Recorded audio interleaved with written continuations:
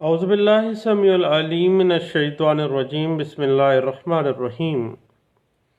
हम agreement to sale of immovable property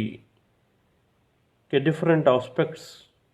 पे गपशप लगा रहे थे, तो बात रुकी थी कि एग्रीमेंट टू सेल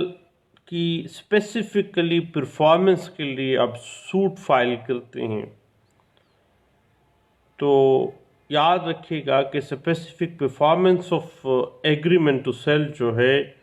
वो एक सिविल कोड के discretionary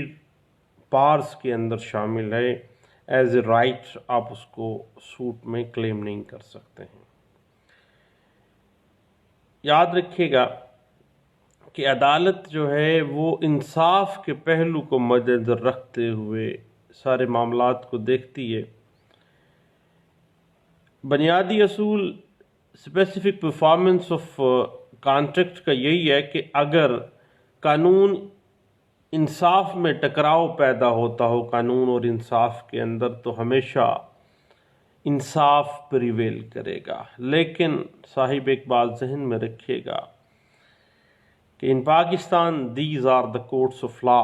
not the court of justice. इंसाफ नहीं है, कानून है। लेकिन इंसाफ के तकाजा यही है कि इंसाफ का बार बोला हो, क्योंकि इंसाफ होगा तो इंसान की बका है, और इंसान जो है वो कतई सूरत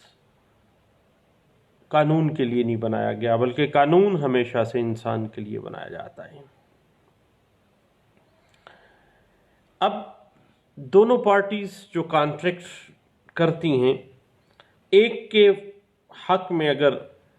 कानून उसकी फेवर कर रहा है और दूसरे की फेवर इंसाफ कर रहा है,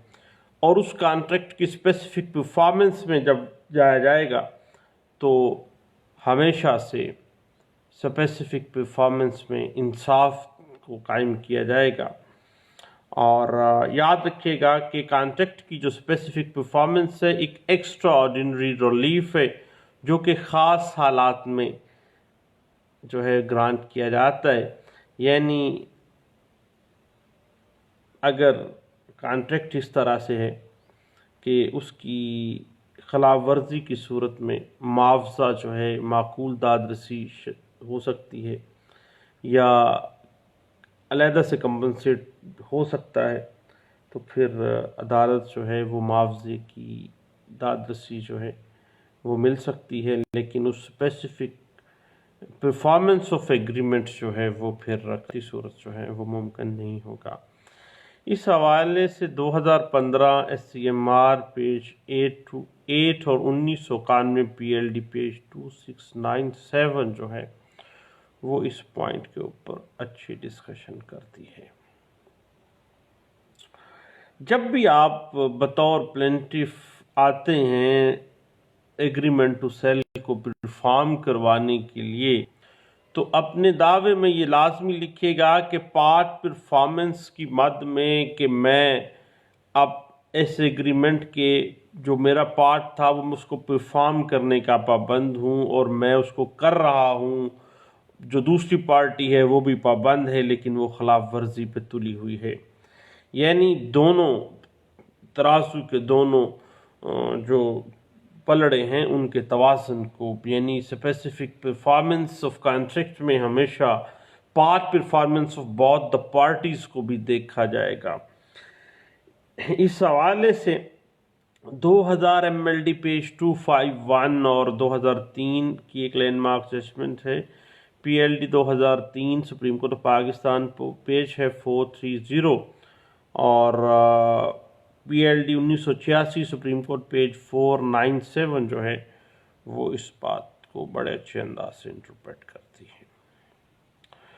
उसके बाद एग्रीमेंट टू सेल पे जब आप स्पेसिफिक परफॉर्मेंस में जाते हैं तो साथ आप इंजेक्शन ऑर्डर भी लेते हैं, और आपको पता है एक सेटल्ड प्रिंसिपल है कि आर्जी हुक्म इम्तनाई उसी वक्त मिलना है जब आपने परमानेंट इंजेक्शन जो है वो आपने रिलीफ के तौर पे मांगा है, तो आपको इंटरम रिलीफ पे मिलेगा, अदरवाइज नहीं मिलेगा। एक बड़ी अहम बात है हमारे यहाँ होता है कि एग्रीमेंट टू सेल के बाद जो बाया है वो प्रॉपर्टी जो है वो फरोख्त उसने दी है, तो उसके बाद फिर आके किसी और को भी फरोख्त कर देता है। तो फिर जब कभी ऐसा मामला हो तो जो सेकंड बायर है उसको भी आपने ये प्ली लेनी होती है कि चूंकि इसको इकरारनामे का पता और इसने साजबाज करके हथियाने के लिए जो है वो ये प्रॉपर्टी का सौदा किया है, और सेकंड बायर की हैसियत जो है वो एक ट्रस्टी की सी है, और मैं पहला परचेज़र हूँ, और मैं मेरा जो है हक जो है वो फाइक होता है, मैं बोनाफाइड परचेज़र हूँ। और अगर आपको पता है कि रिटर्न में मुआहदा है तो आपने उसकी कॉपी देनी है और ओरिजिनल को एग्ज़िबिट करवाना है, और अगर ज़बानी है तो फिर आपने वक़्त, डेट, मजलस, गवाहान, बेस्ट मोड ऑफ पेमेंट, ये सारा कुछ फिर आपने उसको मेंशन करना है। और उसके बाद फिर आपने उसका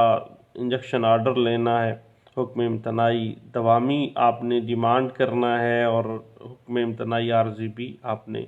साथ एप्लीकेशन लगा के ले लेनी है। उसके बाद याद रखिएगा कि इकरारनामा मुआहदा बै जो है वो सेक्शन 54 बारहा दफ़ा हमने इस पर डिस्कशन की, वाज़े कर देती है कि किसी किस्म का कोई हक़ मलकियत पैदा नहीं करती है। उसके बाद बात चली जाती है बाज़ औक़ात एग्रीमेंट टू सेल की खिलाफ वर्जी पे आप लोग स्पेसिफिक परफॉर्मेंस की बजाय आप उससे डैमेजेस क्लेम करने जाते हैं। याद रखिएगा कि जब भी डैमेजेस क्लेम करने हैं तो फिर इट मीन्स के प्रॉपर्टी तो बाहर से आज़ाद हो गई, फिर प्रॉपर्टी का जो हुक्म इम्तनाई है वो जारी नहीं किया जाता है। इस हवाले से 1989 CLC पेज 2125 जो है वो हमें इस बात की गाइडलाइन देता है। आपको पता है कि जब कभी भी एक एग्रीमेंट टू सेल एक मोबाइल प्रॉपर्टी का हुआ है, आगे वो मजीद अगर वो उसको मुंतकिल किया गया तो कम्प्लेक्सिटीज उस सूट्स के अंदर पैदा हो जाएंगी, और इस वजह से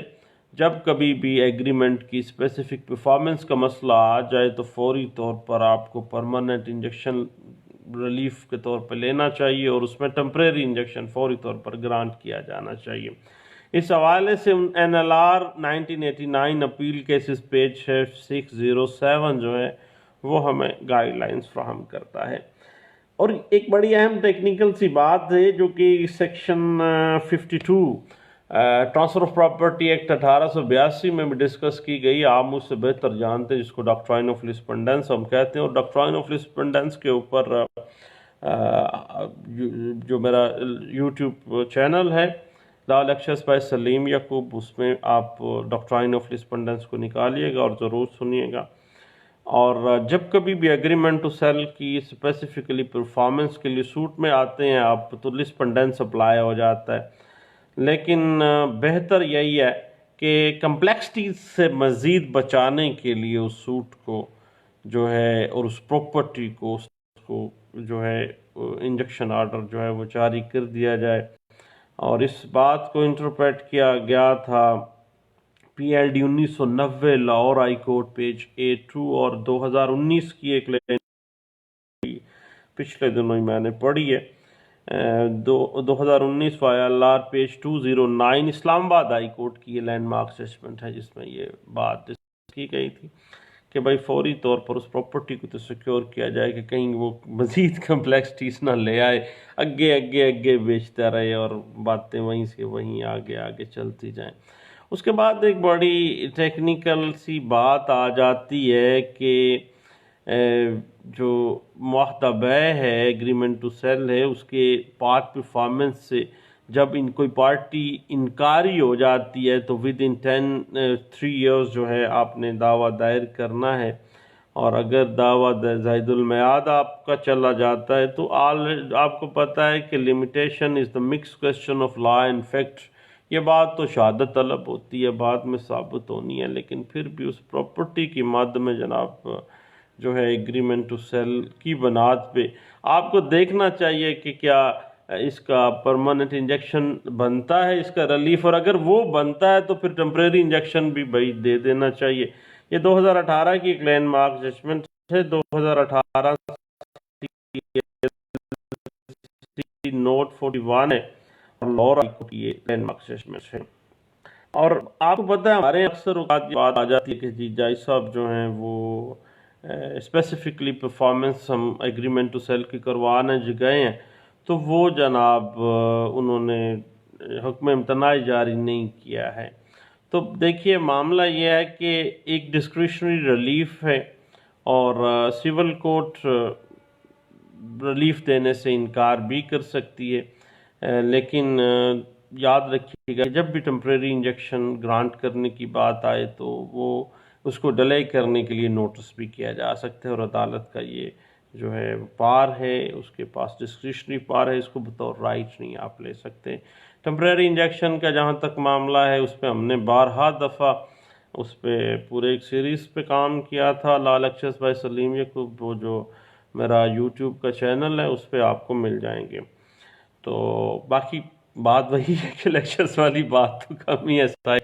लेकिन फिर भी चलें, सर्च को आसान बनाने के लिए हमने लफ्ज़ लेक्चर का लिख दिया है, बाकी बात तो गपशप वाली है।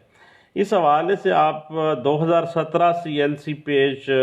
857 लाहौर हाई कोर्ट की लैंडमार्क जजमेंट है, ज़रूर देखिएगा। उसके बाद याद रखिएगा कि जब बाज़ ऐसा मामला आ जाता है, हाँ लिमिटेशन एक टेक्निकल सी बात है कि that is the mix question of law, in fact शहादत तलब मामला है बाद में होगा, लेकिन बाज़ सामने नज़र आ रही होती है एग्रीमेंट टू सेल के पीछे ही वो सारी वसूलियाँ और सारा कुछ लिखा होता है, बात खुल जाती है कि जायदुल मियाद हो गया जनाब, बंदा इनका आपस में कोई ना कोई झगड़ा था और ये बंदा जो है ना ये बहुत देर के बाद आया, तो देन अदालत जो है वो इंजेक्शन ऑर्डर जारी नहीं भी कर। 85 MLD पेज 1563 में भी डिस्कस किया गया था। असल में मामला तो ये है कि उस एग्रीमेंट टू सेल की बाबत जो प्रॉपर्टी है उसके सूट को मजीद कम्प्लेक्सिटी से बचाना और उस प्रॉपर्टी को मजीद आगे एलिनेट होने से बचाने के लिए सारा कुछ आपको जो है इंजेक्शन ले लेना चाहिए। इस बात की अगर आप इंटरप्रिटेशन देखना चाहें तो 2013 CLC पेज 880 और 2012 MLD Islamabad high court page 790 जो है ना आपको इस बात बड़े अच्छे अंदाज से इंटरप्रिटेशन देगा। और उसके बाद याद रखिएगा कि 2013 CLC पेज 881 भी इस बात को बड़े अच्छे अंदाज से इंटरप्रेट करता है। लेकिन एक बड़ी अहम सी बात है कि जब कभी भी एग्रीमेंट टू सेल पे आप स्पेसिफिक परफॉर्मेंस करवाने आ जाएं और सूट प्रॉपर्टी है उसके टाइटल का फड्डा निकल आए, टाइटल ही फड्डे में चला गया, देन स्टेटस की तरफ भी आ जाना चाहिए कि क्या कोई धोखा फरेब तो नहीं हुआ। ये बड़ी लैंडमार्क जजमेंट थी सिंध हाई कोर्ट की, अभी थोड़े दिन पहले ही मैंने देखी है, बड़ी मज़ेदार सी है और लंबे छोटे फ्रॉड बंदे ने किए। एक ही प्रॉपर्टी जो उसकी अपनी भी नहीं थी, टाइटल भी नहीं था उसके पास, लेकिन फिर भी वो मिल मिलाक मैं माँ के साथ गेम डाल गया था, लेकिन फिर भी खार को भी हुआ, परमानेंट इंजेक्शन भी उस पर ग्रांट किया गया, अदालत ने किया और उसको सिंध हाई कोर्ट ने भी बाकायदा तौर पर उस पर जजमेंट पास की कि ऐसे मामलात में फौरी तौर पर जो है ना अदालतों को चाहिए कि वो इंजेक्शन ऑर्डर जारी करें। इस बात 475A के अंदर इंटरप्रेट किया गया था। उसके बाद याद रखिएगा कि जब कभी भी आप किसी स्पेसिफिक परफॉर्मेंस में जाते हैं तो आपको जो बकिया ज़र समन है ज़र बयाना के बाद वो अदालत में जमा करवाना होगा, otherwise fate of specific performance suit है ना उस एग्रीमेंट टू सेल का, वो थोड़ा सा जो है ना ख़तरे में चला जाएगा, क्योंकि 2019 की एक लैंडमार्क जजमेंट अभी चंद दिन पहले ही आई है और उसमें ये डिस्कस किया गया था कि बोनाफाइड पार्ट परफॉर्मेंस को साबित करने के लिए ज़र समन जो है ना वो आते ही अदालत में जमा करवाना चाहिए, और अदालत का ड्यूटी बाउंड है कि वो फौरी तौर पर ऐसे मामला करे कि भाई पैसा जमा करवा दो। इस बात को 2019 वाया लार पेज है 223 जो है इसमें वो बात को डिस्कस किया गया था। उसके बाद बात आ जाती है कि जो दीगर इसकी time as the essence of contract की बात है,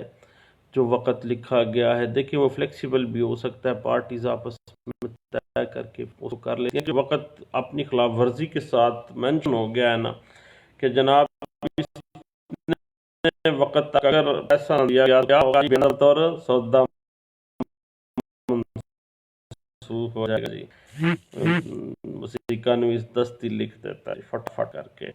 तो फिर क्या होता है, चूंकि टाइम इसेंस ऑफ कॉन्ट्रैक्ट के रूल है उसके मुताबिक हमें जो है टाइम की पाबंदी या तो पार्टीज म्यूचुअल कंसेंट से उसको लचकदार कर लें, अदरवाइज तो फिर खिलाफ वर्जी के मुताबिक भाई फड्डा बन जाएगा। इसके ऊपर हमने बेताशा दफ़ा डिस्कस भी किया इस सारे सीरीज़ में। इस हवाले से 2015 CLC पेज 1664 जो है वो हमें इस बात की इंटरप्रिटेशन देती है। उसके बाद जब हम एग्रीमेंट टू सेल की स्पेसिफिक परफॉर्मेंस करवाने आते हैं तो याद रखिएगा कि कोर्ट फीस और कोर्ट जुरिस्डिक्शन यानी दावा बगर्ज़ कोर्ट फीस और मालियत दावा, इसको आपने जैसे डिटरमन करना है। जितनी रकम में मुआहदा एग्रीमेंट टू सेल हुआ है ना, जितनी रकम से वो इमोबल प्रॉपर्टी आपने ख़रीदी है, अब सेक्शन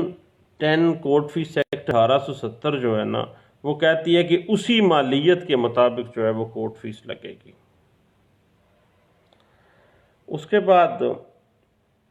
अगर आप फर्ज करें कि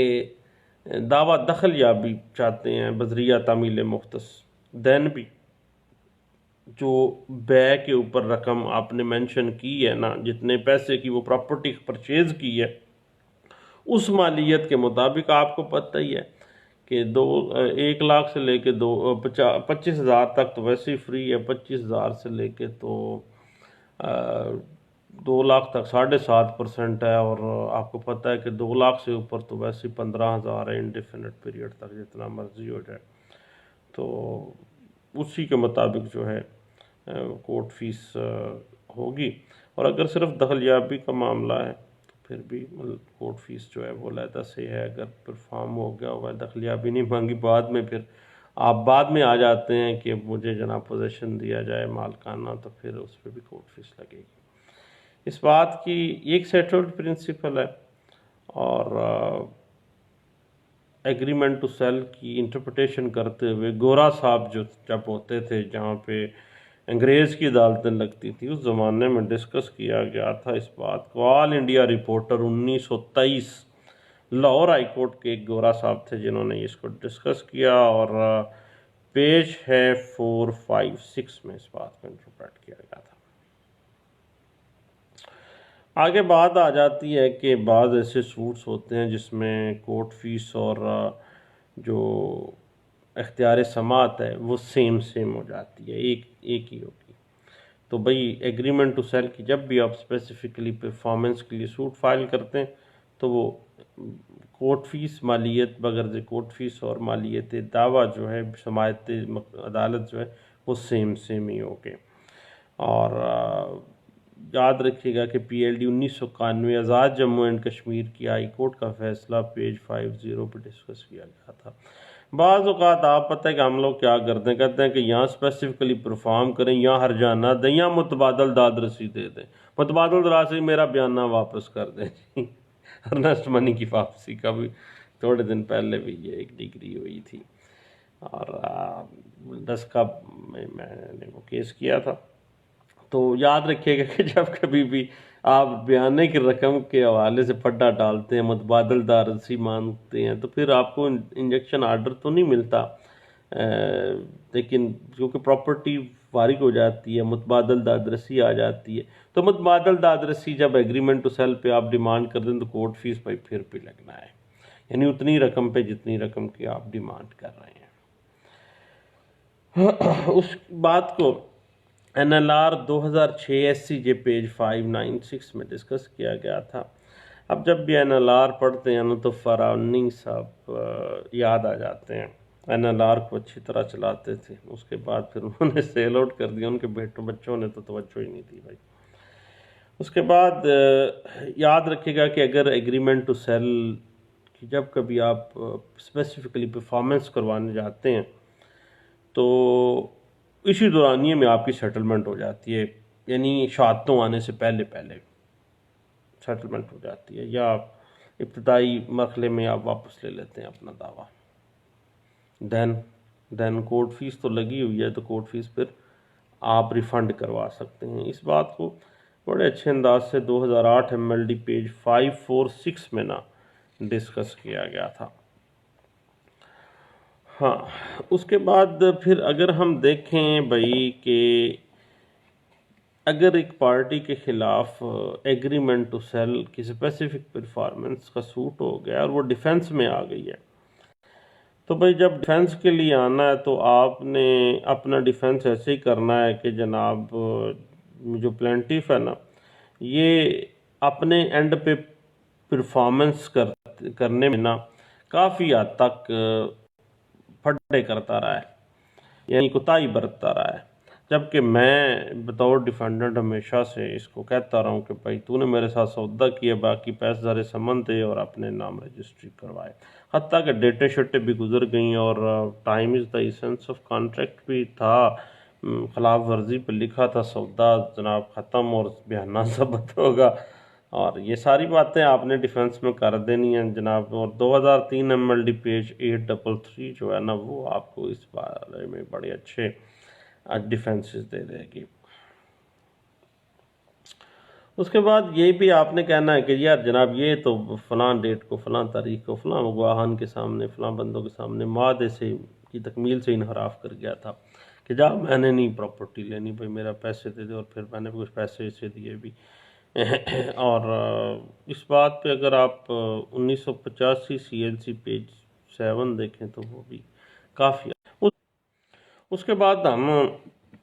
अगर इस बात को देखें कि एग्रीमेंट टू सेल को आपने स्पेसिफिकली परफॉर्मेंस में तो आना है, और उसमें लिमिटेशन जो है वो उसको लीगल किस तरह से डिफ़ाइन करना है। सेटल्ड प्रिंसिपल तो आपके सामने ही है कि लिमिटेशन जो है that is the mix question of fact and law. लेकिन जब भी कभी किसी एग्रीमेंट टू सेल की आप स्पेसिफिक परफॉर्मेंस के लिए आते हैं तो आर्टिकल 113 लिमिटेशन एक्ट 1908 जो है वो वाज़ेह कर देती है कि तारीख एग्रीमेंट टू सेल के अंदर आपने तकमील मुआहदा की बाबत लिखी है ना कि फ़लाँ तारीख तक तकमील हो जाएगी, तो उससे 3 साल के अंदर अंदर जब वो डेट तकमील की ख़त्म होती है तो 3 साल के अंदर अंदर। और अलबत्ता बाज़ औक़ात ऐसा होता है कि दोनों पार्टीज़ डूड शारी करती हैं और एग्रीमेंट टू सेल में तकमील मुआहदा की कोई डेट ही मुकर्रर नहीं की गई होती। तो फिर क्या होगा जनाब, फिर ये होगा कि फिर यानी लिमिटेशन इनकार का इल्म जिस दिन होना है ना, यानी आपने जब सूट फाइल करना है आपने कहना है कि जी फ़लाँ डेट तो नहीं रखी गई थी लेकिन फ़लाँ तारीख को इसने इनकार हो गया था ये, और उस इनकार से फिर 3 साल की लिमिटेशन जो है वो शुरू हो जाएगी। इस हवाले से 2003 CLC पेज 496 और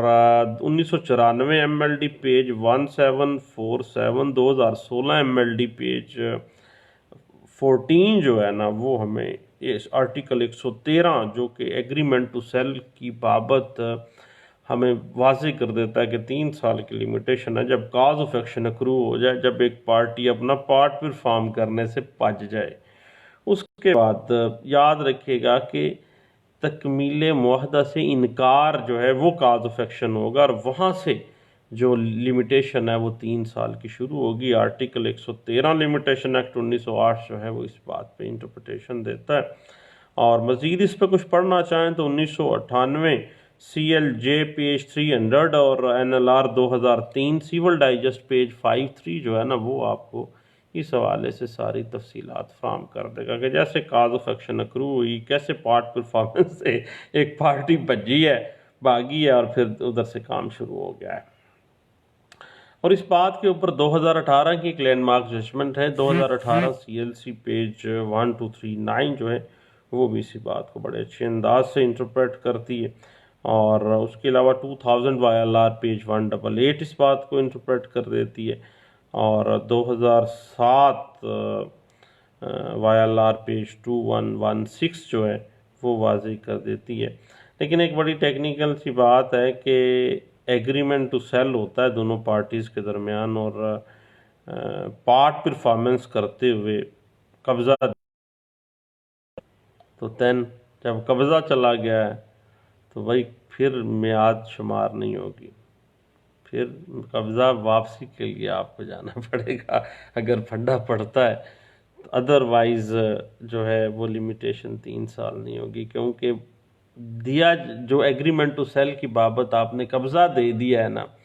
तो उस कब्ज़े को कानूनी तहफ़्फ़ुज़ हासिल होगा, फिर लिमिटेशन का मामला नहीं होगा, फिर आप टाइम बार भी नहीं होगा, फिर बाद में भी अगर आपने दावा दायर किया तो चल जाएगा जनाब। इस हवाले से 2007 YLR पेज 2116 जो है वो हमें गाइडलाइंस देती है। अब एग्रीमेंट टू सेल की जो अंडर लिटिगेशन और अंडर स्पेसिफिक परफॉर्मेंस सूट्स के मुताबिक जो टेक्निकलिटीज़ होती हैं, जो मेरा सिविल रजिस्टर एक दफ़ा चोरी हो गया था, अल्लाह भला करे उसका जिसने उठाया था, और वो अल्लाह करे वो पढ़ ले उस रजिस्टर को। उसके बाद फिर मैंने दोबारा भी मेंटेन किया हुआ, लेकिन अब ज़रा संभाल के रखता हूँ, अब मैं देता नहीं हूँ किसी को, चोरी होने का खदशा होता है। लेकिन पब्लिक प्रॉपर्टी है, बताते बतूते रहते हैं, देते रहते हैं, कोई बात नहीं। और उसको तस्वीरें लेके भी पिक जो है शेयर करते रहते हैं। और दुआओं में मुझे याद रखिएगा, इंशाअल्लाह बातें होती रहेंगी मुख्तलिफ मामलात के साथ, और बातें इंशाअल्लाह चलती रहेंगी। बहुत शुक्रिया, थैंक यू, अल्लाह हाफिज़।